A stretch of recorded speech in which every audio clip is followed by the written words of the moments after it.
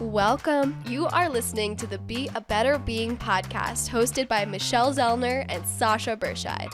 Michelle and Sasha are here to give you information and inspiration to help you live your healthiest, happiest lives.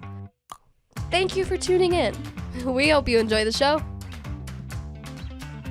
Greetings. Thank you for tuning in to the Be a Better Being podcast. I'm Michelle Zellner, your host, and I have a screen full of beautiful faces today, including Sasha. Hello, hello. What's going on, girlfriend? Hi, friend. Long time no see. Oh, It's so wonderful. I know. It feels so good to be back and just be here today. So full of gratitude. So full of gratitude right now.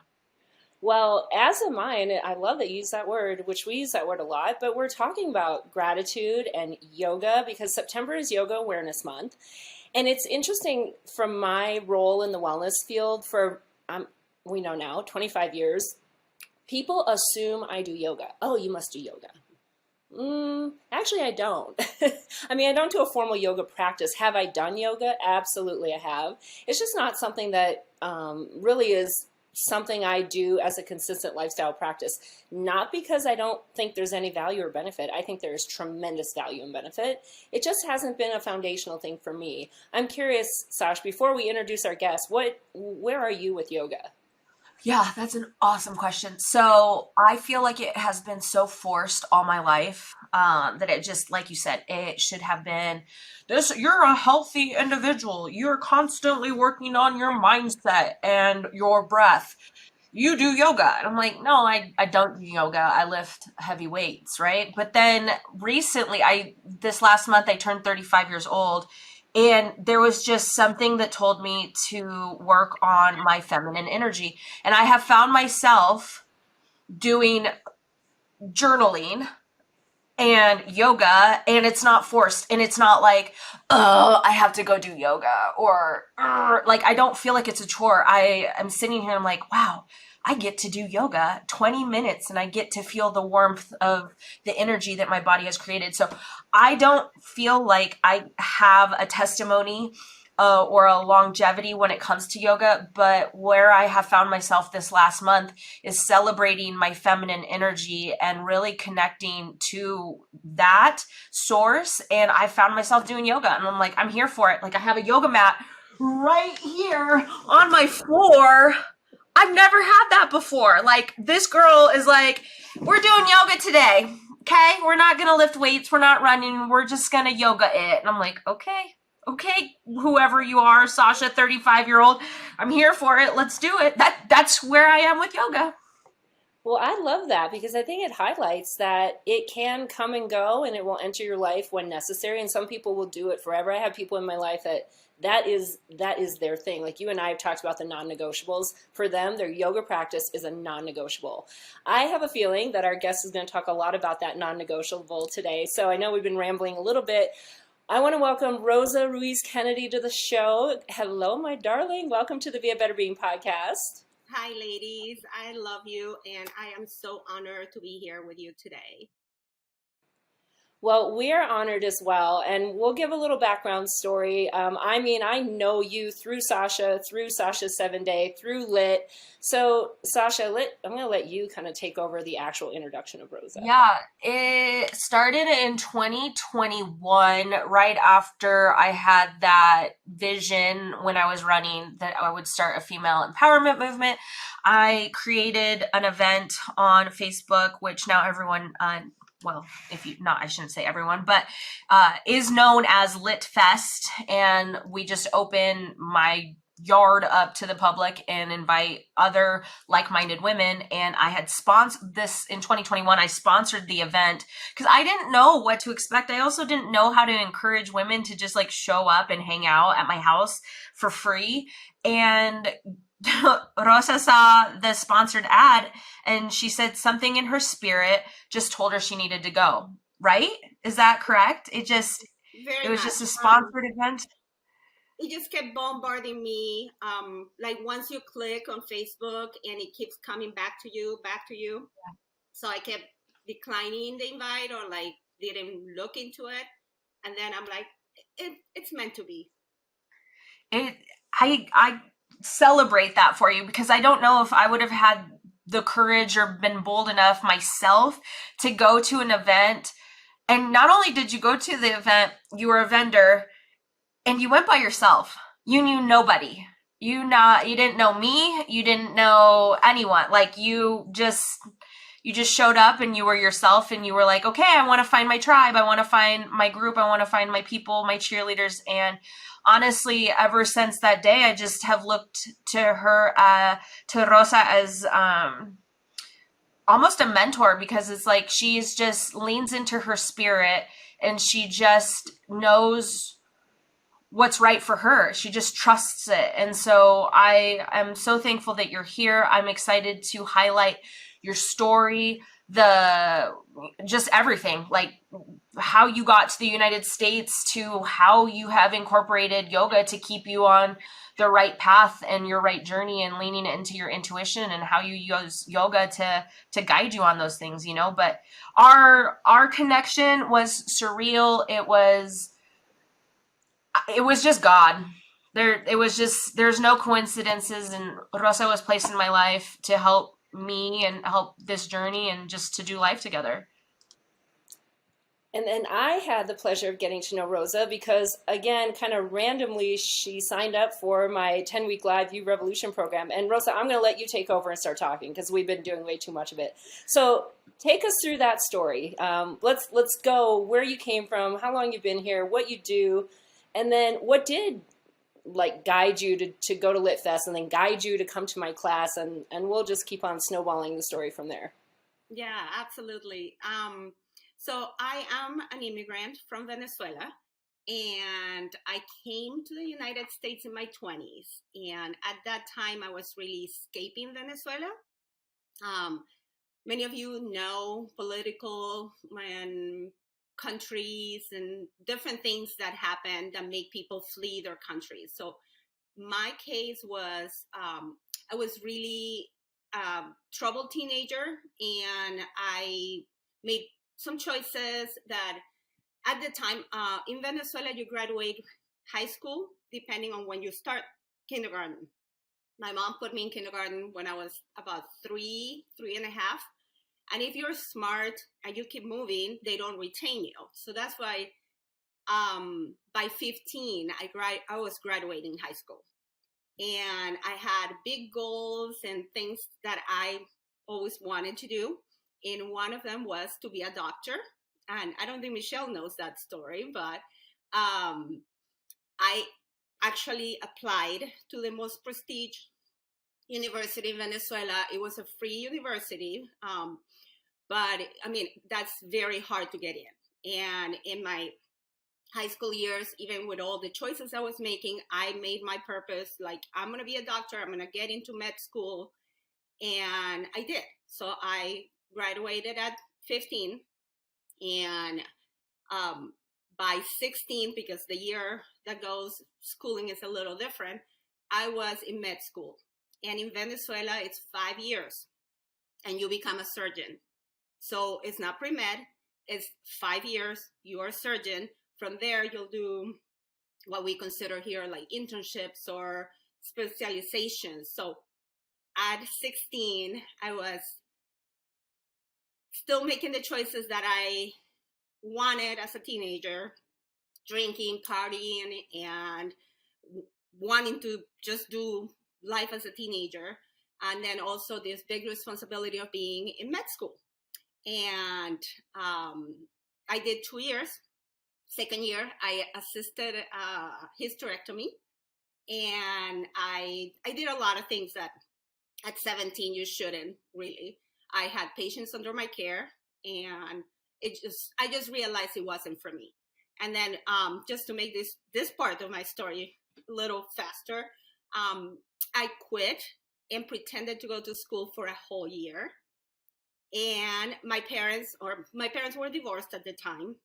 And I just got ready every morning, went to school. Sometimes I did make it to the university, but just to the hallways, and continued to just party and go to the beach, or just choices that I was making. And I quit for a year. And then when I told my family that I was quitting, they're like, no, you're not quitting. I'm like, oh yeah, I quit a year ago. So I was kicked out pretty much of med school because there were no grades. And so that's kind of where my story starts, because I had an aunt that was already in Omaha, and she just still believed in me, even though I was in a very bad place, just the choices I was making. Drugs, alcohol, boys, partying hard. So she's like, we need something for her. She's not going back to med school. And I have a family that needs a nanny. So that family invited me over, and I came for 3 months and lived with them. They were the grandparents of this little boy. He's 22 years old now. And they just pretty much opened up this opportunity for me to change my life and just start over. And they trusted me, knowing that I was a troubled kid. I was in my 20s when I moved here. And it was just kind of one of those American dreams that not a lot of people get to experience, but you always talk about. And they became my family. I lived with that family for 6 years. Terry walked me down the aisle, and they're my family here. So that's that part. And then to continue on a little bit on me being an immigrant here, fast forward many, many years, I got married. I have 2 wonderful kids. They are 14, a boy, Dominic is 14, and I have a daughter, Brooks. She's 9. She turned 9. And a family, a husband, Kevin. And I really cleaned up my act. I'm a teacher now. I teach ESL, so English Second Language. And for many, many years, I just was kind of going through the path of life and checking things for my list. And then I had to start bringing my family from Venezuela because of the political and the problems that they were having there. So my mom was always one that would go back and forth between Venezuela and here. And then a lot of my family, by now, I would say everybody, my family and friendships, they're somewhere in the world. The only person that I know that I will connect in Venezuela is my dad. He's the only person from family and friends that I still have there. So just moving them here, I feel like bringing your family is something important, but I had to create boundaries between my nuclear family of like my 4, my husband, my kids, and myself, because being Latino, I brought them all to me. There was a time that we had like 13 people living in my house, and it was me trying to help them, trying to solve their problems and create this like, yes, we can all live the American dream, but the American dream was kind of destroying my American dream. So I think about that time is when I started like, I need something really, like I need to find an activity, a distraction or something. Being a teacher is not easy these days. And I did have a really, really rough class on that year where I was kind of dabbling into getting something else to help me personally. And so a friend invited me to a class, like, hey, have you ever done yoga? And I'm like, never in my life. Like, I heard about it. I have cute clothes for it. So I didn't have a mat, Sasha. But yeah, I was like, I will try to go and see what it is. And it was actually very intimidating being in a studio. Like I was dressed for it. I felt like I fit in. And my friend was like, oh, just follow what the instructor is doing. And I was like, yeah, I don't know. So I did my 1-hour class. I feel like I struggle, but I did it.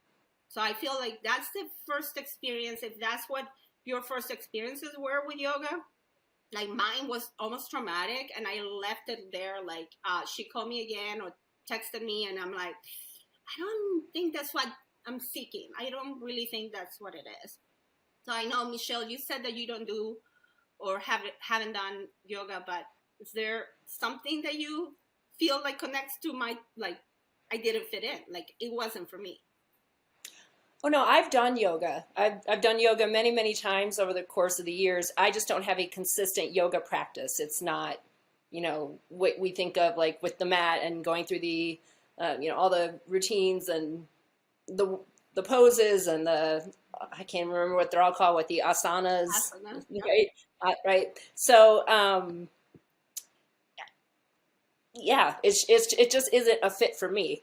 Do I connect to other? It wasn't intimidating. It just wasn't my thing. It just wasn't my thing. And being the wellness person, it's that like, why are you trying to tell me that this has to be my thing? Because it's wellness. Like, I don't tell you that you should have to strength train.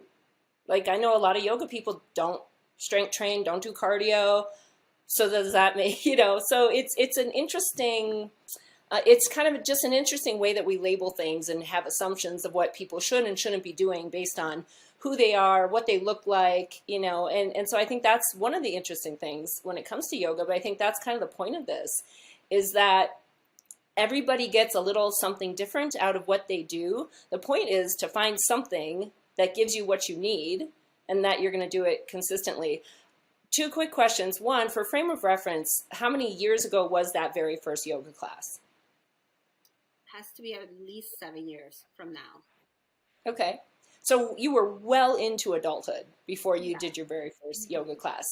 And two, I just want to just kind of go back to the whole process of this huge responsibility. Number one, that an aunt had faith in you and said, you know what? I'm not going to give up on her. She just needs to be in a different environment, and, brought you over. And then number two, I mean, because somebody had faith in you, did you feel that sense of responsibility to then help your other family members come over? Yes. So it becomes that pay it forward in a way. And I have learned, and that's more the past couple years, that you can pay it forward, but it doesn't have to be in a similar way. Like it doesn't have to be identical. Like I didn't have to pay forward by opening my house, by hosting, or by doing. And that's where yoga got me. So after that time that I didn't really enjoy, and I think it was a stereotype of yoga. Like I really felt like, oh, really? Like, no, it's not for me, or it just didn't feel natural. So then after that, I practiced a few other times because I felt like it kept buzzing on me. Like, I just feel like there is something on this yoga thing that I like. And the classes that I kept going, they were very much that physical asana, where you kind of like have the three parts. You have a beginning with an intention, lots of workouts or movement, and then your end of the class meditation or relaxation part. So I think that was the part that was disconnecting from me and yoga.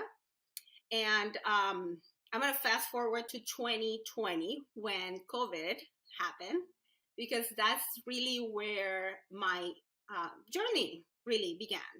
I was really struggling with the choices of putting boundaries in this nuclear family, friendships too, that I brought into my life, trying to help. And then with that, I also felt like, well, I need to find something.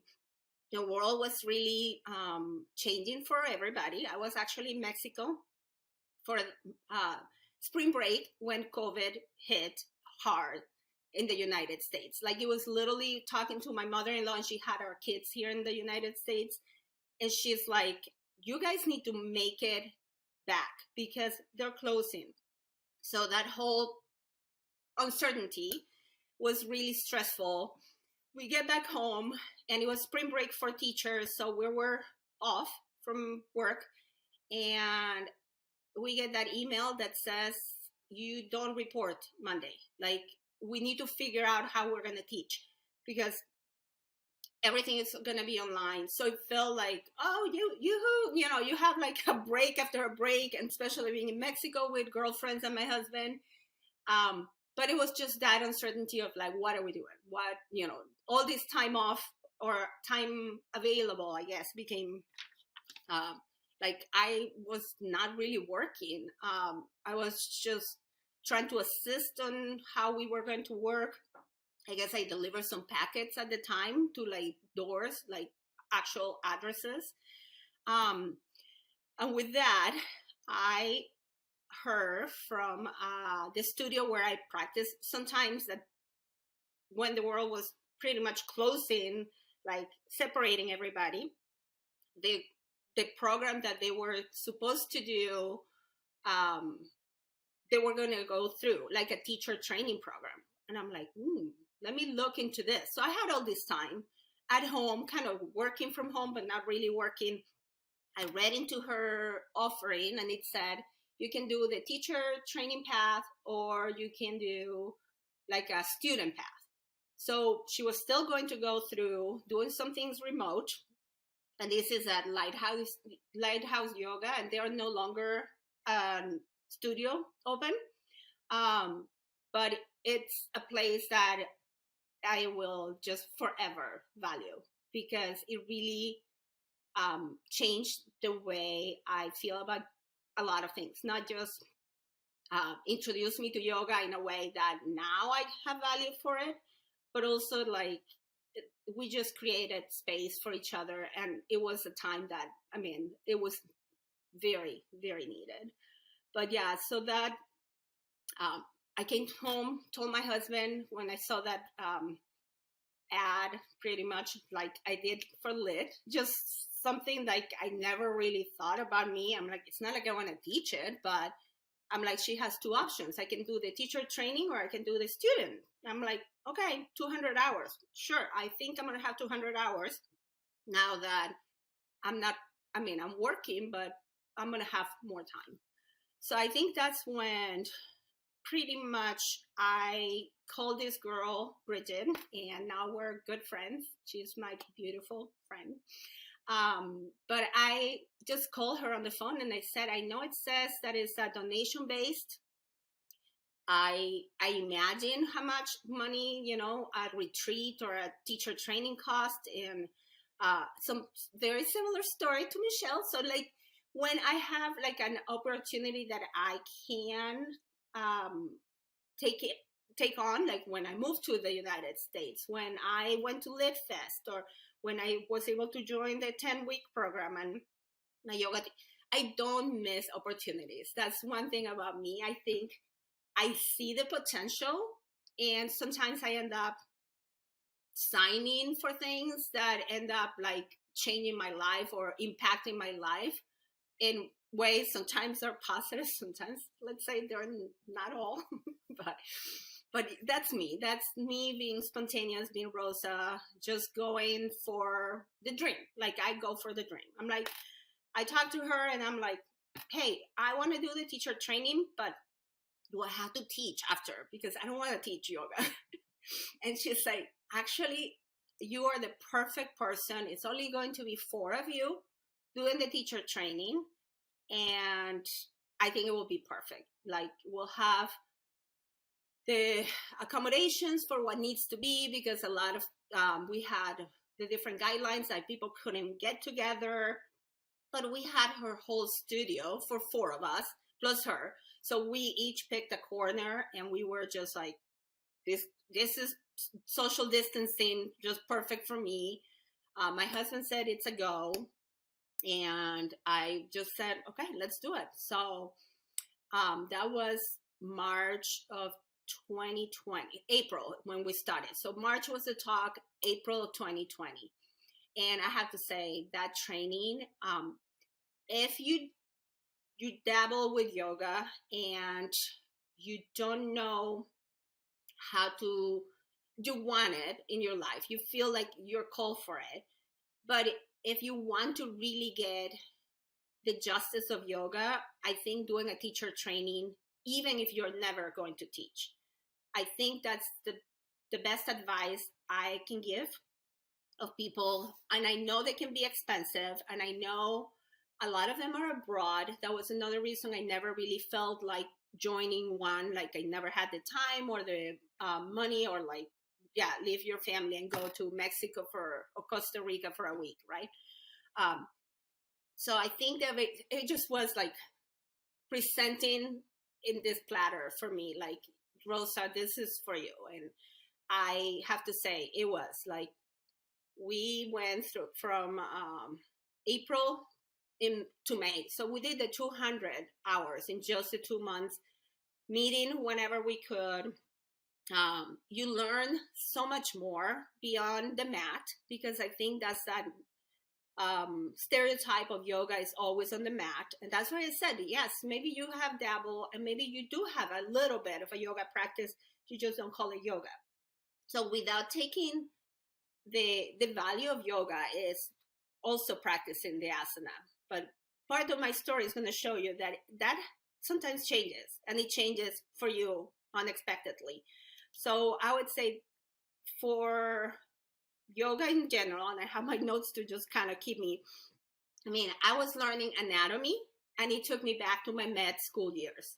Like I even share with them, like, oh, I used to like study with bones and things. I mean, I was learning like from an expert that became a guest for our classes, and it was full days. I was in my guest room. My kids were like, they knew not to knock on the door because I was in class, and it was like intense, like learning about the names of the muscles, the bones, and the connections between them. Like, we had to teach a class that was very mechanical in a way, because we had to talk about like the way you move, like you are contracting, or I mean, it was just like, wow, like you never hear anybody or any of the yoga teachers really talking in that depth. But if they are teaching a yoga class, they have that background. So that was kind of fascinating, the anatomy part, the neurological part that comes with just the movements and the connection of the mind body. That's, I think, where I resonated the most, and where I needed more, where I still use a lot more of that mind body. Like, yes, you can move your body, but also like your mind is more powerful than you would ever know. Um so yeah, that's kind of on that teacher training. And do you have questions here, or I don't know? Yeah. So for me, I want to know,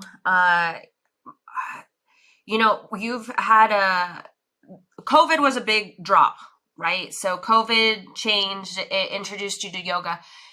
2022, so 2 years after you've done your 200 hours, you are hit with another bomb that says your health, you need to take control of your health. You need to be mindful of who you are, where you are, what you're doing.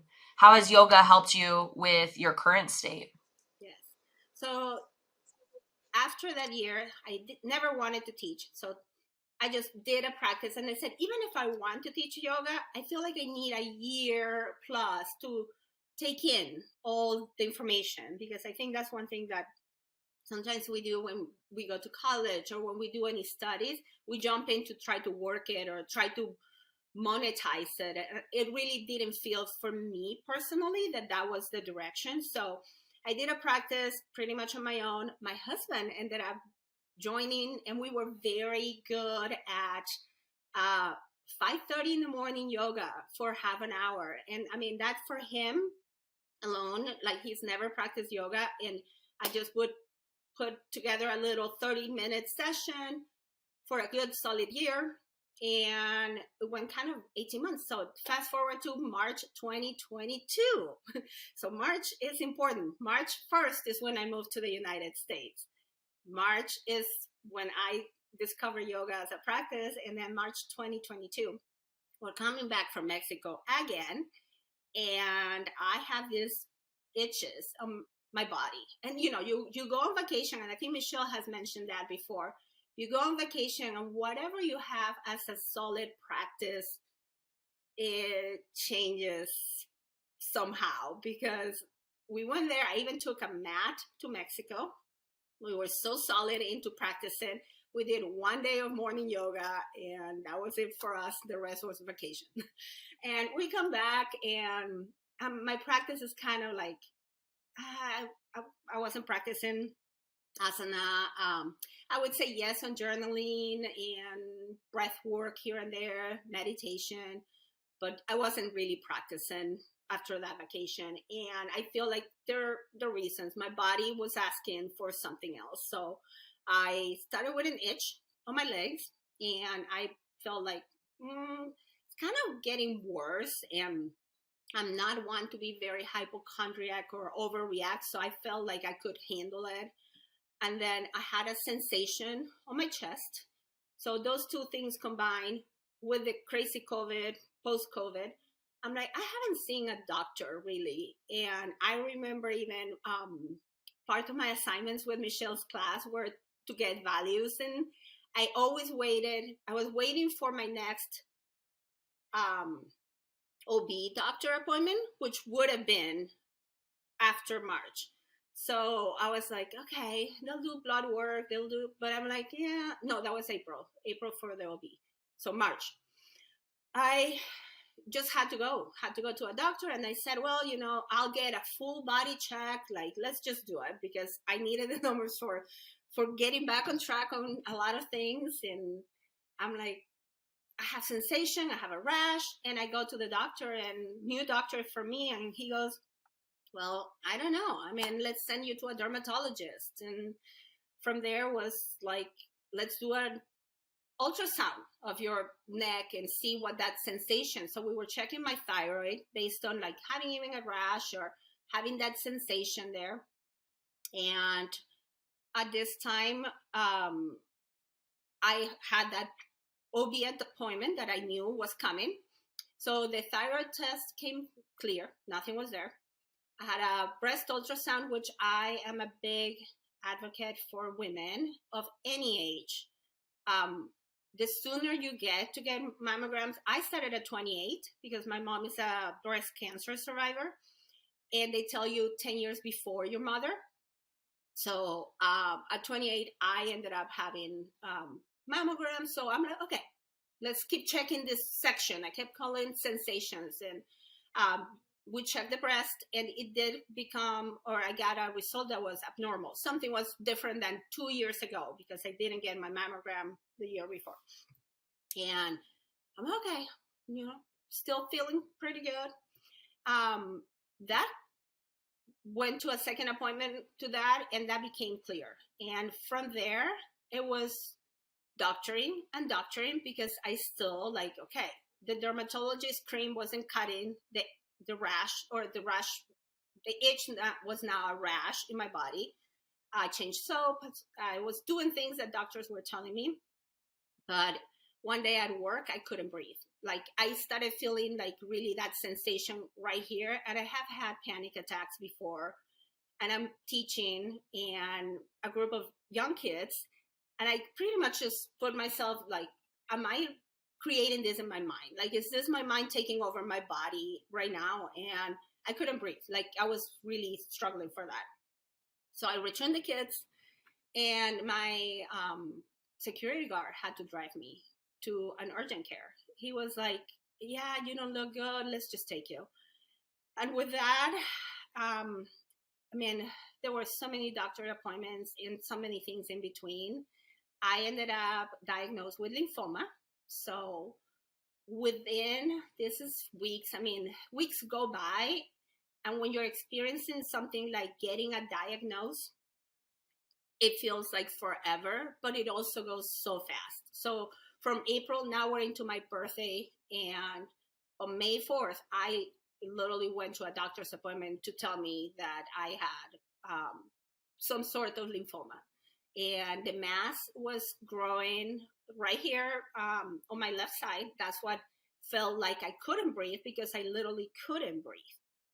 And the mass grew in days, from nothing visible to a size of a tennis ball. So when he told me it's a 10 centimeter mass, it's not a tumor that we can remove, because lymphoma is cells that come together, and that's why they form so quickly. You have something rare that we need to do a biopsy, and the location is what alerted me. So now the rash, the sensation, I put together a lot of other symptoms, being tired, extremely tired. I was taking naps randomly. So all of that became a physical symptom, like, yes, this is real. So going back to that mindset that yoga has taught me is, I was taking, information, trying to digest it. I was journaling a lot. I could practice, but I was so preoccupied with maintaining a normal lifestyle, with appointments and doctoring, and this became just something I was overwhelmed. Like, my life changed literally in a matter of, there were a couple months, if I think about, like March through May, and now through to now. But it was just like all these like bombs, I think, dropped at my family. Like, what do we do? So I would say I kept prayer and meditation. And if I cry, it's because It's okay. We cry on this show. You know that.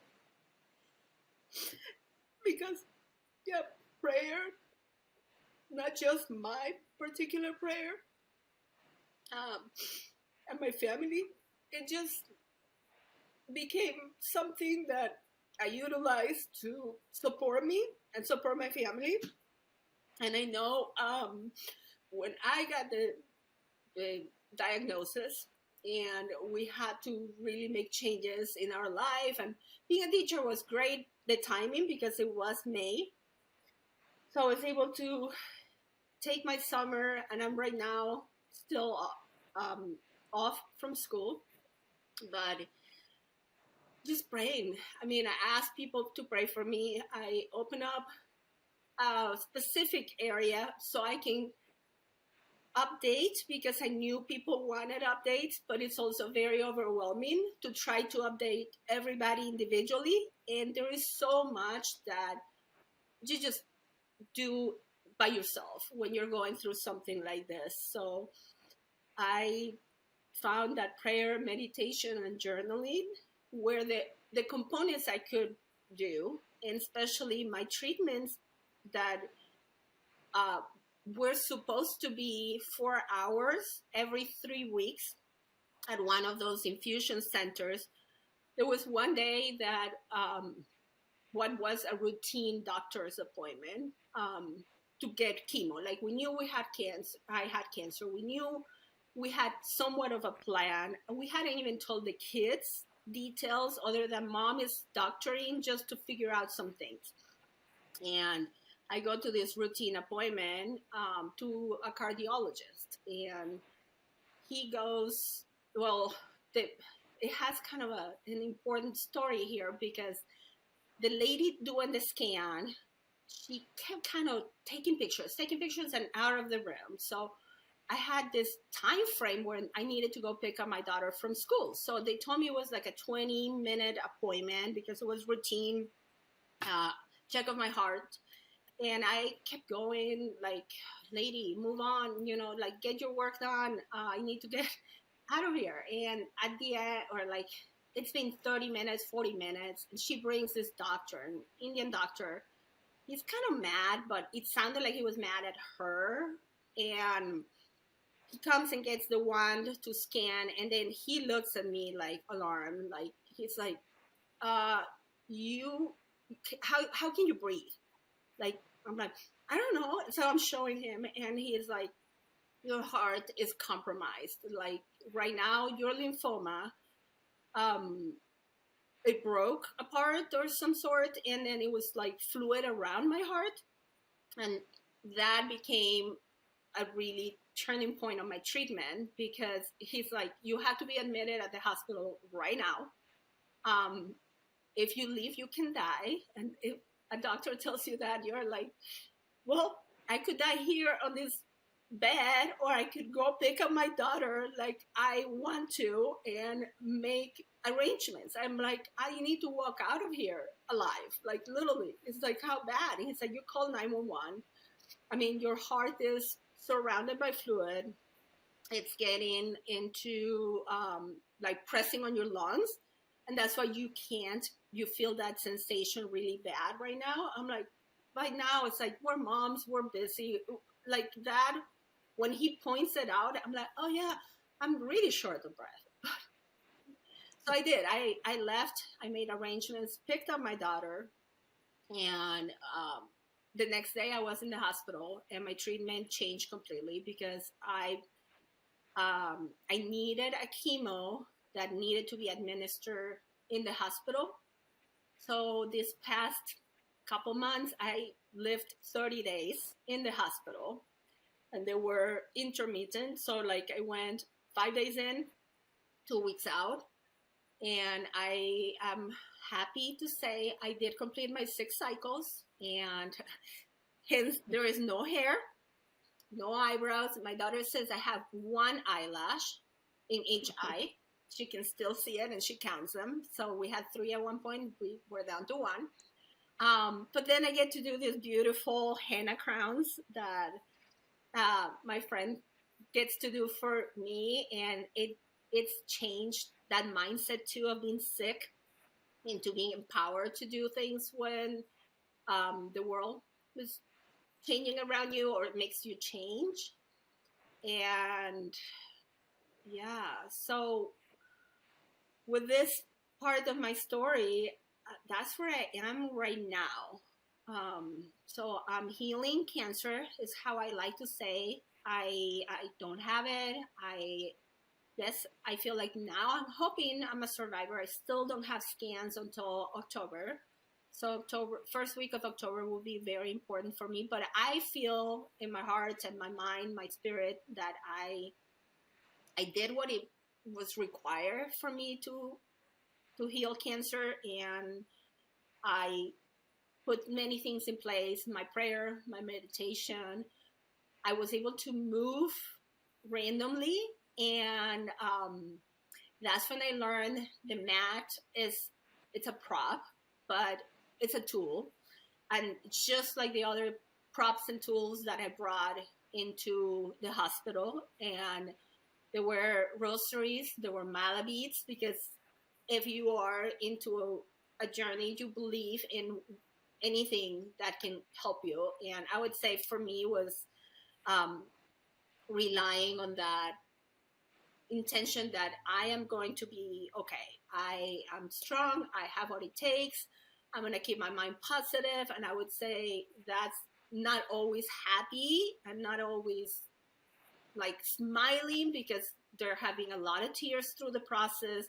There's a lot of like boundaries I really have to set, especially when you have people that want to use your healing or what you're going through to make it about them, or to drag you into like a state of mind that is like, oh, well, my mom or this and that died from cancer and this is going to happen. I mean, it's kind of weird how some people do that, but then you have all the other, that tribe of people that, I mean, friends, family, that will just continue to pray. And I have to say, the way you feel prayer when you're healing something, or when you're going through something, whether it's a physical illness or a trauma, but you have support that is genuine, it's just crazy how you feel it. Like you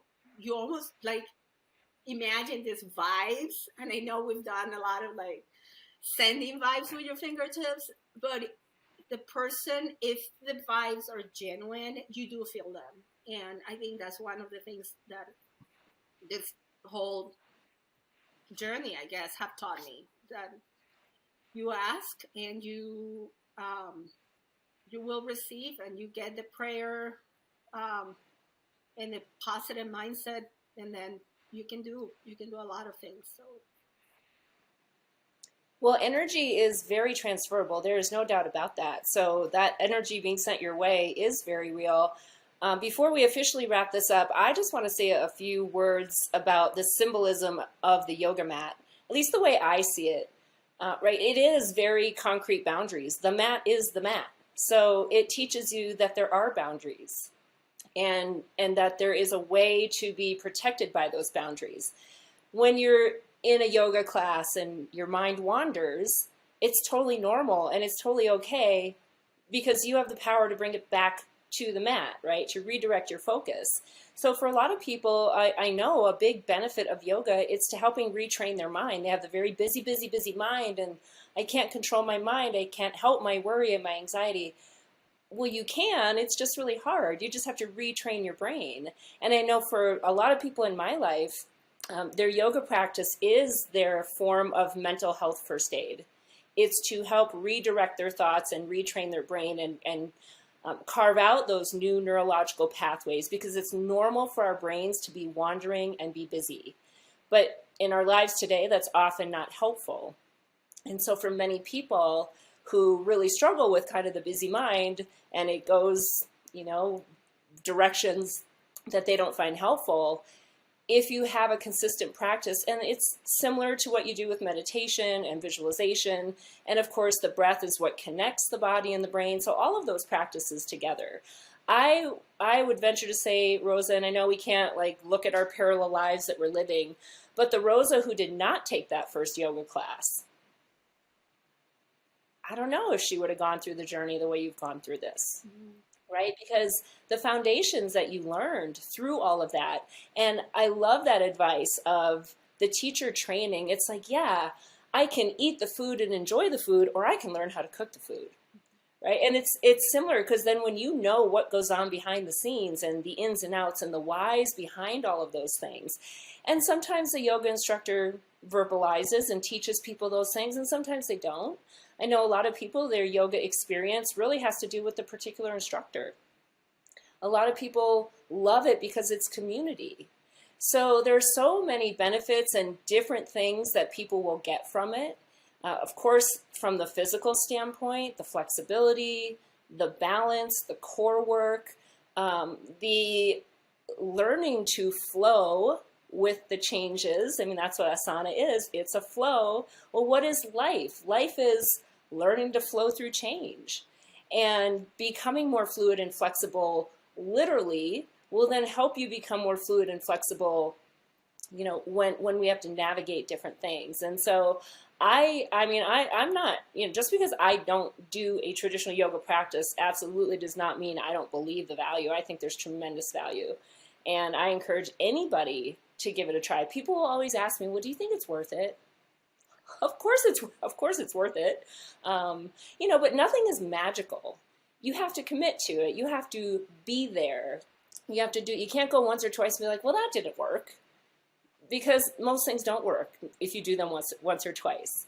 So, Sasha, any questions? And then Rosa, we're going to let you. I mean, how are you going to ask me to close after that? That's not even fair. Okay. So no, I don't have closing sentiments besides whatever she just said.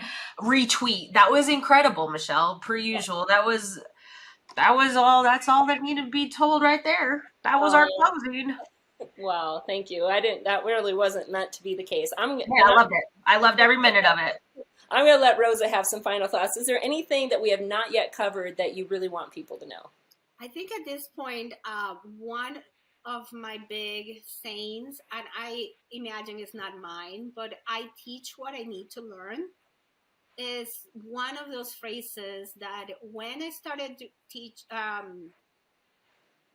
teaching in general, if you know me, I do a lot of things. I cook and I do yoga, I sew, but I teach what I need to learn. It gives me that humbleness of I don't know it all. I'm not a master in this, but I I learn about it. And then when I find value into what I'm learning, I like to teach it. And then with that teaching experience I'm always a learner. And I think that's what this whole experience have really put into perspective, that you can do hard things in no matter what. You use those tools that you have, or the things that you need to overcome what the situation is, whether it's positive or negative, but to go to the next step. But Well, I love that. You are such an inspiration, Rosa, to so many people, including myself. And to your point, a good teacher is always learning when they're teaching. I know I learn so much every time I have a coaching call, every time I teach a 10-week class, or maybe I just do a one-off. I am learning because people are offering suggestions, ideas, new perspective.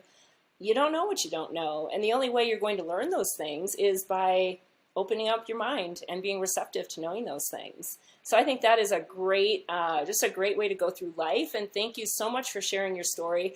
I'm going to tell everybody, I know I tell you this often, please watch this on YouTube, because Rosa rocks a henna crown like no other. And you really need to see this. I have used you, I'm going to tell you that. I've used your example of how you have chosen to go through your cancer journey in some classes that I teach, because we do get to choose. We get to choose how we go through things. And I don't think anybody would sign up for cancer, at least nobody I know. But here it is. So now you get to decide, are you going to go through it? And you have gone through it in one of the most beautiful ways I've ever witnessed. And yeah, thank you for hitting yes to LIT. Thank you for hitting yes to my 10-week class, and for just continuing to be part of our lives. I know this connection will go on into eternity, and thank you so much for sharing your story, Rosa. Yes. you guys. Rosa, you are the definition of a better being.